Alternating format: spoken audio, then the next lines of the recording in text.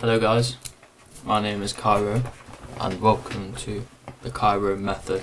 Today I'm going to be talking about why coaching matters in esports and what traditional sports can teach us in regards to coaching and how it works.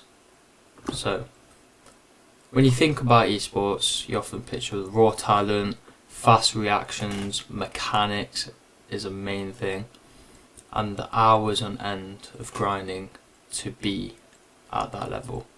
But just like in traditional sports, talent alone doesn't create champions, winners of matches and great professionals, but the coaching behind it does. In football, no one questions the importance of a manager. Players like Messi, Ronaldo, Neymar, Gareth Bale, the big ones, didn't reach the top purely on their instinct alone. They had structured training, tactical systems to fit around their strengths and weaknesses, and constant feedback. And esports is no different to that. Take games like Rocket League, which is what I have a passion for, CSGO, League of Legends. At high levels, everyone already has elite mechanics. The difference comes down to decision making, where you position yourself on a map, how you speak to your teammates, the tactics that you come up with for your teams, and the mentality, which are all areas where coaching becomes absolutely essential. A good esports coach has three main characteristics. First of all, they bring structure to a team, so everyone understands where they stand. They have certain roles and know what to do with any given situation that they're held with. Instead of just telling your players to play more, the coach identifies the weaknesses and builds focused practices to improve those weaknesses for players. That might mean reviewing replays, breaking down rotations, or improving communication under pressure. These are all things that you can simulate that are not in a competitive environment, such as practice games, in-house tournaments, scrims, which I'll all get into later. Second of all, they provide an outside perspective, because the coach is not playing in the game. They can see everything without a biased opinion towards certain players in certain situations. Players in the moment can't always see their mistakes. A coach can pause the game, rewind and highlight patterns that may be forming by these players that will go unnoticed. Just like a football manager analysing the matches and the footage behind that to see where it goes wrong, the same can be done in esports. Arguably a lot easier, because you can just get a replay like that and you're in. Third of all, they build mentality within teams and the players, and the coach will also have a really strong mentality. In both esports and traditional sports, pressure is everything. A coach helps players stay composed, bounce back from losses, and maintain confidence, especially in high stakes. Now here's where it gets interesting. Traditional sports have had decades, centuries, they've had forever to develop coaching systems and ways to improve players, mentality building. You know the drill.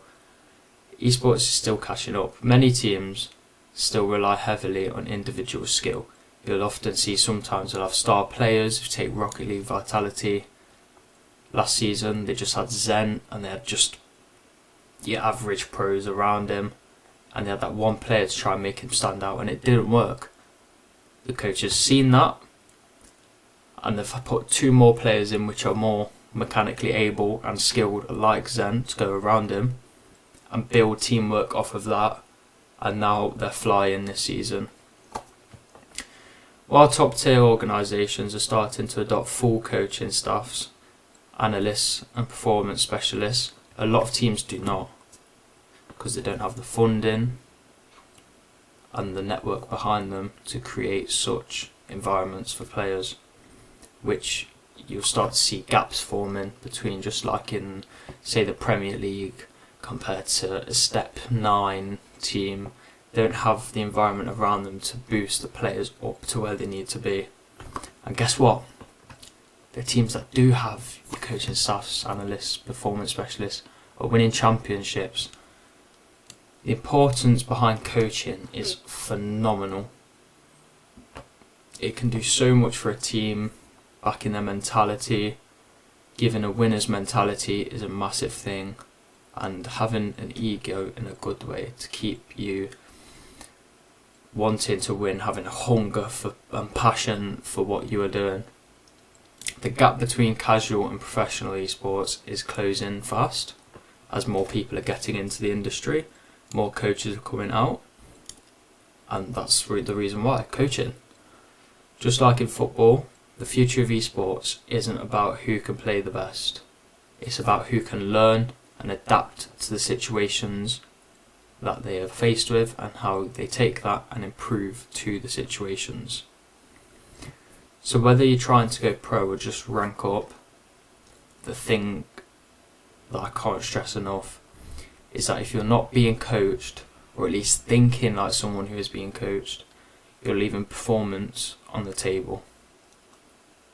That's all you've got for yourself, is how you are now, and trying to think about how you can improve, which you will have a bias against and not be able to come up with your own mistakes and spot things that you might be doing wrong. I've been there. I've been coached, which has helped me massively, and even getting tips of people who are being coached and what to do differently. They start to get a mindset for what it's like to be coached and can relay feedback for you. Because esports, just like traditional sports, the smartest players don't just grind. They train week in, week out, day after day, and they go for it. They try and be better for themselves so they can get into a spotlight and have a chance of being a professional. As I said, I'll come back to scrims.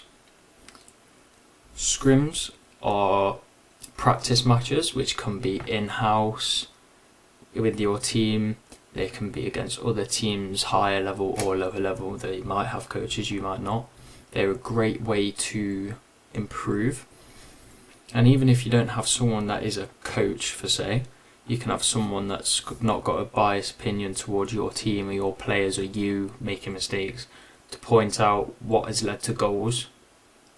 Because even people that don't have the most big idea about what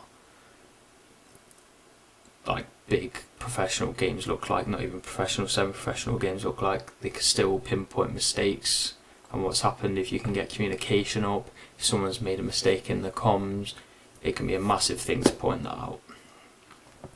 So that's a little insight to me and what my channel is going to be about. And within the next couple of days I'll be uploading videos on mechanics for Overwatch and Rocket League. Like I said, I've got a massive passion for Rocket League, and hopefully you guys can stick around and get better with me. Thank you for watching the video, and if you did enjoy and want to see the tip videos, please subscribe. Thank you.